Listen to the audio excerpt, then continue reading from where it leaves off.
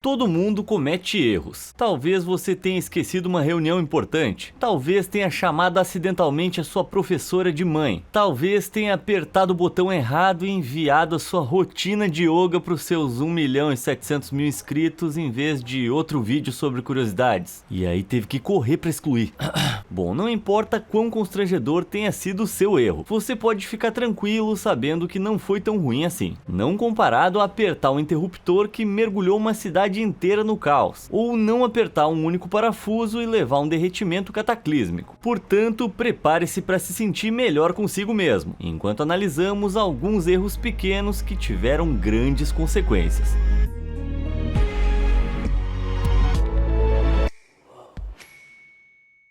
Caos generalizado.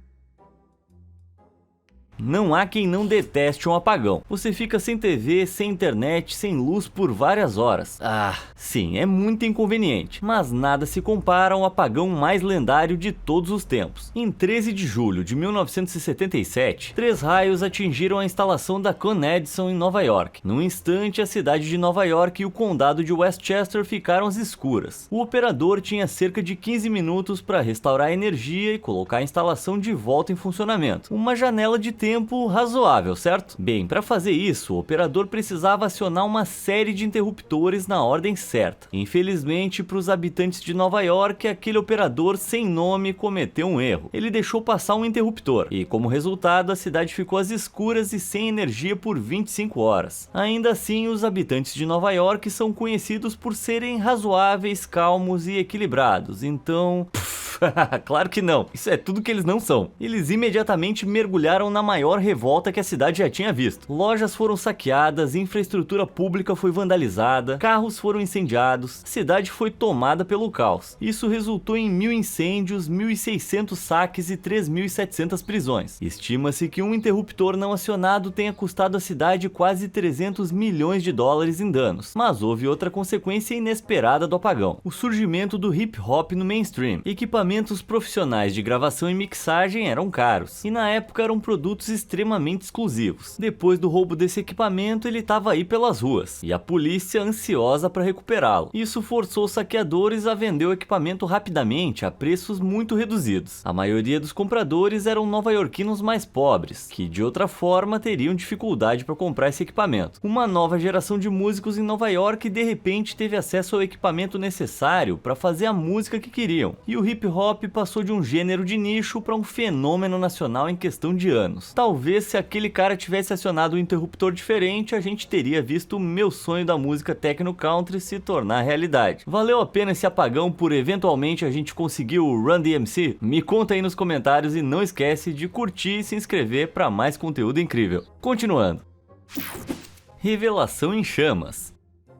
Quando os pais realizam festas de revelação de gênero para os seus bebês ainda não nascidos, alguém além deles realmente se importa com isso? Como assim? Tipo, eu vou deixar de ser seu amigo se você tiver uma menina? Bom, por mais estúpidas que eu acho essas festas, pelo menos elas não eram perigosas. Isso é, até 5 de dezembro de 2020, quando Ángela e Refúgio Jiménez decidiram fazer algo grandioso na deles. Eles organizaram um encontro no bosque perto da sua casa, em Eldorado, na Califórnia, e decidiram tornar a revelação especial com alguns fogos de artifício. Parece que os dois estavam com a cabeça cheia de preocupações com o bebê, porque fogos de artifício e florestas secas no verão não combinam, especialmente considerando que setembro de 2020 estava 20 graus mais quente do que os verões anteriores. Uma bomba de fumaça acabou infelizmente acendendo um galho, que acendeu outro galho, e outro. Eu vou simplesmente dizer que as coisas saíram rapidamente do controle. O fogo se espalhou rapidamente pela floresta seca e em breve casas e edifícios próximos estavam em chamas. O verão árido e seco tornou o combate ao fogo difícil e ele durou impressionantes 23 dias. Durante esse tempo, as famílias evacuaram suas casas, estradas foram fechadas devido à fumaça e muitos negócios não puderam operar. Quando o incêndio finalmente cessou, ele havia consumido 23 mil acres de terra, 15 empresas, 5 casas e tirado a vida de um bombeiro. O inferno causou danos estimados de 40 milhões de dólares e no final final, a família Jimenez foi acusada de 30 crimes. O nome e o sexo do bebê nunca foram revelados ao público quando ele nasceu. E eu tô me segurando pra não fazer um trocadilho com o nome dessa criança, mas deixa pra lá. Pode ser difícil acreditar que fogos de artifício possam causar tanto estrago, mas mesmo que eles não incendiem uma floresta, eles ainda são perigosos. Você acha que não? Dá uma olhada nisso.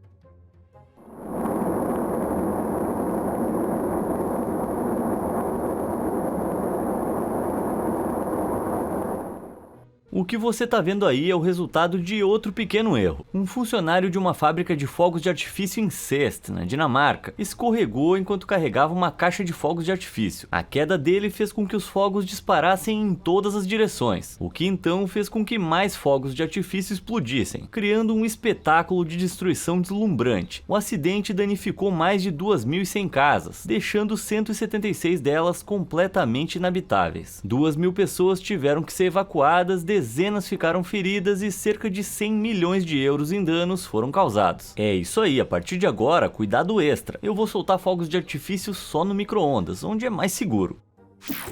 Sem tempo para um cochilo.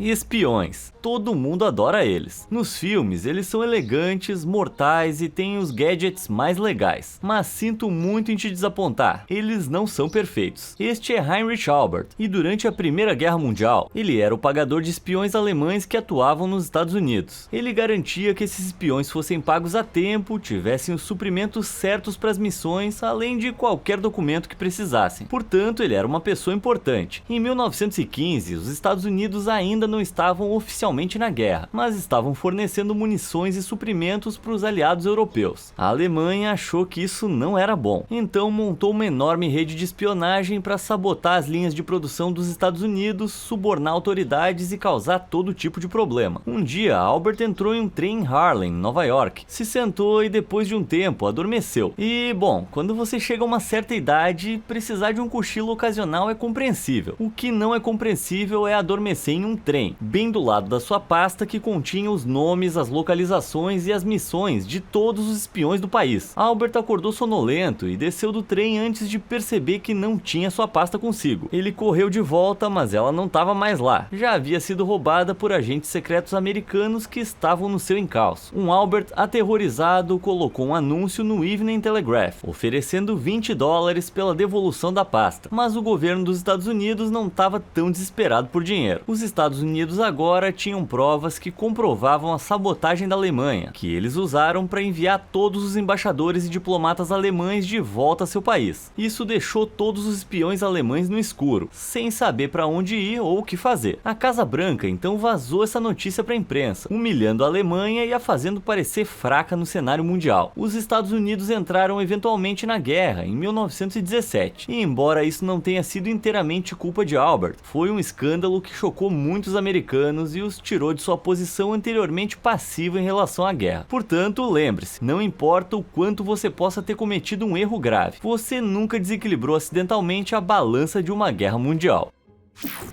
História de um ângulo.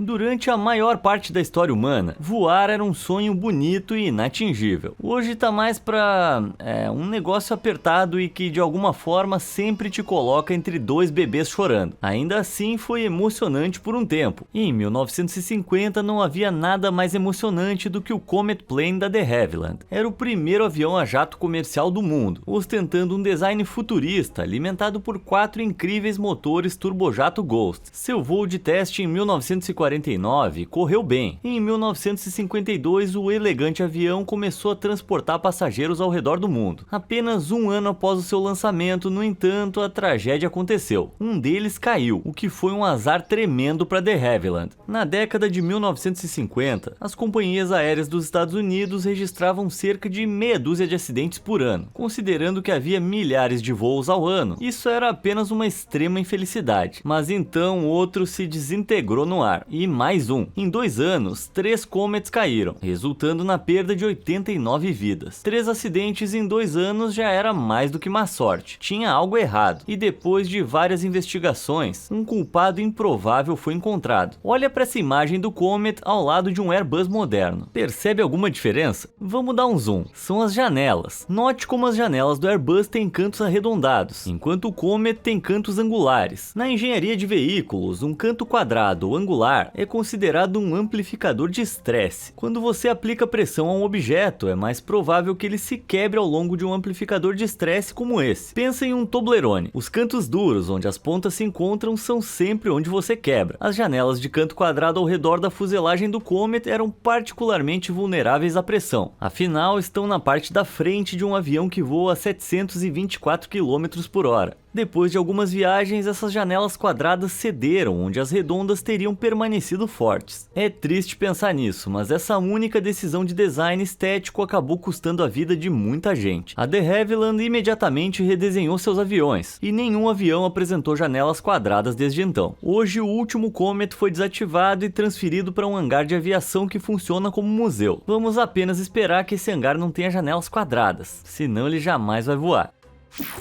Parafuso solto.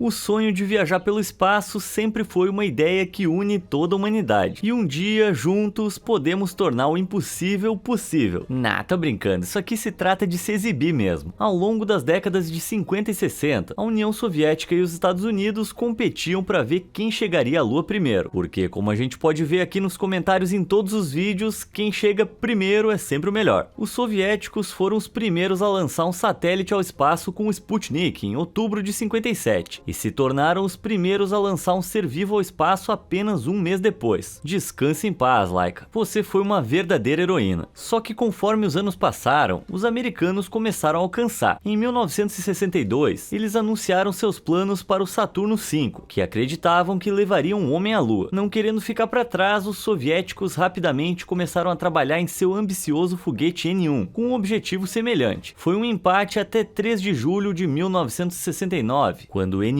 foi gloriosamente lançado antes de descer de forma nada gloriosa de volta à Terra. O evento foi uma tragédia, tirando a vida dos cosmonautas a bordo e abalando o espírito soviético. Na época, a bola de fogo do N-1 foi a maior explosão feita pelo homem além da bomba atômica. Para piorar as coisas, o Saturno V dos Estados Unidos foi lançado sem problemas apenas 13 dias depois, em 16 de julho de 1969. Os Estados Unidos pousaram um homem na Lua e isso fez história.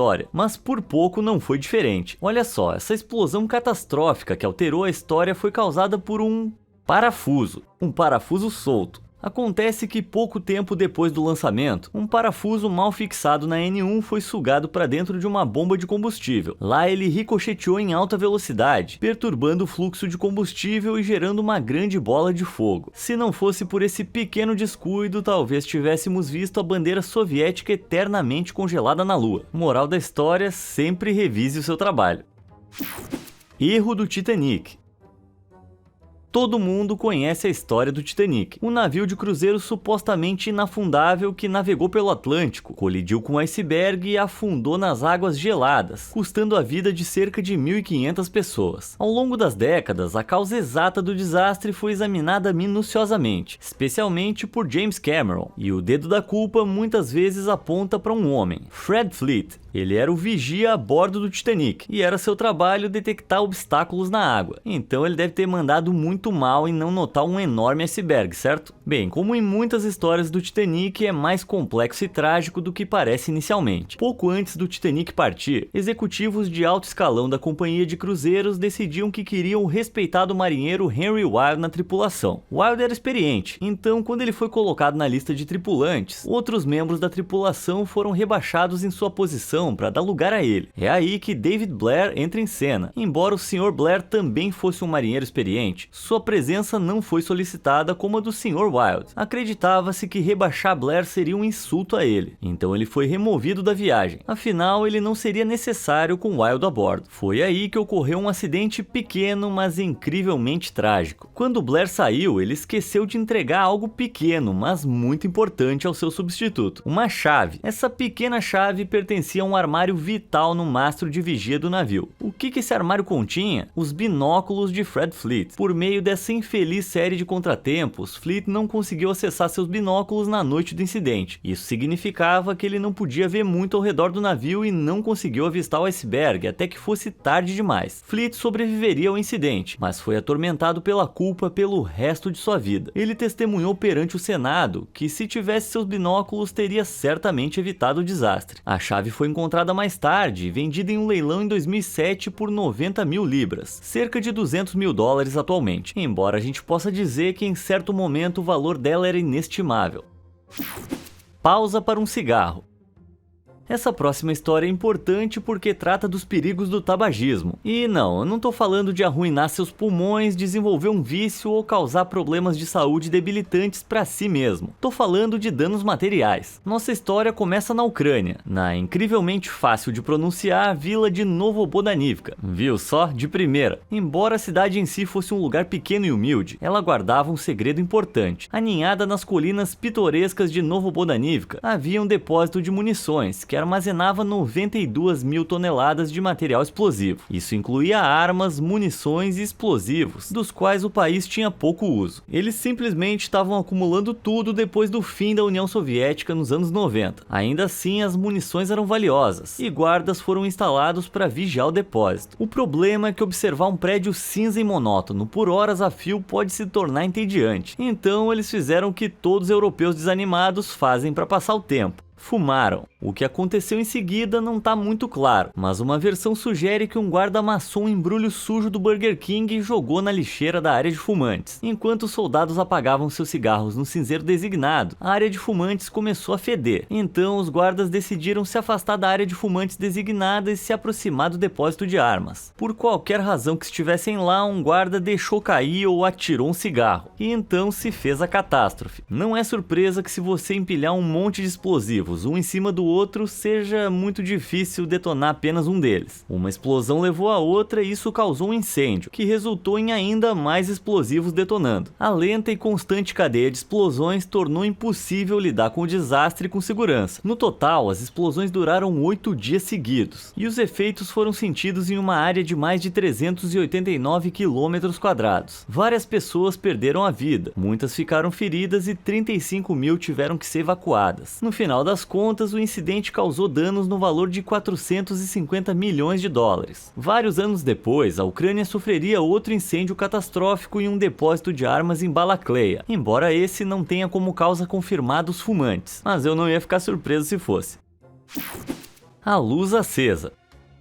Você já ficou confuso com uma decisão de design ruim, como uma porta de puxar sem alça ou uma tomada inacessível? Bom, podia ser pior. Pelo menos esses erros de design não causaram um derretimento nuclear. Em 28 de março de 1979, a aparentemente insignificante rocha de 3 Mile Island, perto de Middleton, na Pensilvânia, teve um problema. Essa rocha de aparência insignificante abrigava um reator nuclear, que estava prestes a superaquecer. Uma falha mecânica estava impedindo as bombas de enviar água para os geradores de vapor da usina, que removem o calor do núcleo do reator. Felizmente, havia uma solução incrivelmente simples: fechar uma válvula. Uma vez fechada, essa válvula atuaria como uma solução de último recurso de emergência, impedindo o superaquecimento do reator e podendo ser reativada apenas pressionando um botão. Então, qual era o problema? Um design ruim. Havia uma pequena luz acima da válvula que indicava seu status. Todos na usina de energia razoavelmente assumiram que, uma vez que o botão fosse pressionado e a luz acima da válvula se acendesse, significava que a válvula estava fechada e a crise havia sido evitada. Mas não. Em vez disso, a luz indicava apenas que o botão tinha sido pressionado, não que a válvula realmente tinha sido fechada. Isso significava que os trabalhadores estavam suspirando aliviados quando deveriam estar se desesperando. Se alguém na usina soubesse disso, eles teriam tentado outra solução ou pressionado o botão muito mais cedo. Como eles não sabiam o que a luz significava, chegava, a usina superaqueceu e entrou em colapso. O incidente ainda é considerado o pior acidente nuclear da história dos Estados Unidos, forçando milhares de pessoas a evacuar suas casas, causando danos graves à usina e ao ambiente circundante, mas felizmente tendo apenas efeitos menores sobre os trabalhadores. A limpeza levaria 12 anos e 973 milhões de dólares. Tudo porque alguém achou que uma luz indicando que algo poderia acontecer era uma boa ideia.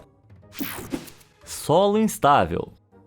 Durante a Segunda Guerra Púnica, há cerca de 2.200 anos, a Roma Antiga estava enfrentando o adversário mais difícil que já havia enfrentado, o Reino de Cartago, na região norte da África. O que tornou Cartago tão aterrorizante foi a liderança de seu grande general, um dos caras mais durões da história, Aníbal Barca. Aníbal conquistou várias vitórias importantes contra Roma, incluindo a Batalha de Canas, que ainda é considerada uma das vitórias mais impressionantes estrategicamente na história, bem como uma das maiores derrotas de Roma. Roma estava tão assustada com Cartago que alguns políticos encerravam cada discurso com a frase "Cartago deve ser destruída", mesmo que estivessem falando de outra coisa. E em certo momento seu exército foi destruído mesmo. Então, por que Aníbal não venceu? É um grande mistério histórico. A teoria predominante é que, apesar das suas vitórias, os suprimentos e homens de Aníbal eram insuficientes para um ataque à capital de Roma. Isso deu a Roma tempo para se reagrupar e eventualmente vencer a guerra. Mas por que Aníbal estava com poucos recursos? Bem, durante a guerra, Aníbal decidiu atravessar os Alpes com seu exército, especialmente considerando que ele tinha elefantes vivos em reboque. Um relato afirma que, para inspirar seus homens a continuar marchando, Aníbal decidiu dar um discurso emocionante. Ele o encerrou cravando dramaticamente sua bengala na neve, o que desencadeou uma avalanche massiva que enterrou um terço do seu exército vivo. Alguns relatos dizem que até 18.000 homens e elefantes foram dizimados instantaneamente. Se for verdade, essa perda repentina explicaria por que Aníbal não tinha a força de trabalho necessária para capturar Roma. Quando Roma emergiu vitoriosa, consolidou seu status como a superpotência predominante da era clássica. Se Cartago tivesse vencido, o mundo seria muito diferente. Muitos idiomas seriam baseados no fenício em vez do latim, o que significa que o nosso alfabeto seria mais parecido com isso, e nós estaríamos usando palavras como Kti.